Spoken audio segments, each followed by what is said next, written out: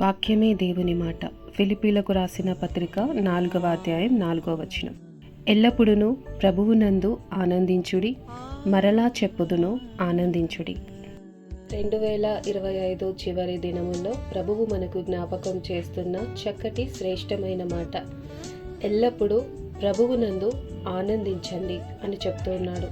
మరలా చెప్పుదును ఆనందించండి. ఎన్ని మార్లు ప్రభువు చెప్పినా మనల్ని ఆనందంగా ఉండమని తెలియజేస్తున్నాడు. ఎందుకంటే ఈ లోకములో చాలా సమస్యలు, శ్రమలు, బాధలు, దుఃఖాలు, రోగములు, అప్పు బాధలు, అనేకమైన భయాలు మనల్ని వెంటాడుతూ ఉండొచ్చు. అవి నీ సంతోషాన్ని అపహరిస్తున్నాయేమో. కానీ నువ్వు దేవుని మీద నమ్మకము కలిగి ఉంటే, దేవుణ్ణి నువ్వు విశ్వసిస్తే, దేవుని మీద ఆధారపడితే అవేమీ నిన్ను బాధపరచలేవు. అవన్నీ కూడా నీ జీవితంలో గతించిపోయేవే, శాశ్వతముగా నిలిచేది ఆనందమే అని గ్రహిస్తావు.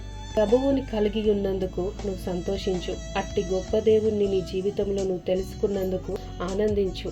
దేవుడే ప్రతి కార్యమును జరిగించే దేవుడై ఉన్నాడు. కాబట్టి ఈ నూతన సంవత్సరం నీకు ఆనందపు సంవత్సరముగా ఉండాలి. నువ్వు ఆనందముతో ప్రవేశించి ఆ సంవత్సరం అంతా దేవుణ్ణి తెలుసుకున్న నీవు సంతోషముగా జీవించే వ్యక్తిగా ఉండాలని దేవుని వాక్యము మరొకసారి మనకు జ్ఞాపకం చేస్తుంది. కాబట్టి ఎంత మాత్రము దేని నిమిత్తము దుఃఖపడకుండా ప్రభువుని బట్టి ఆనందించడం నేర్చుకుందాం.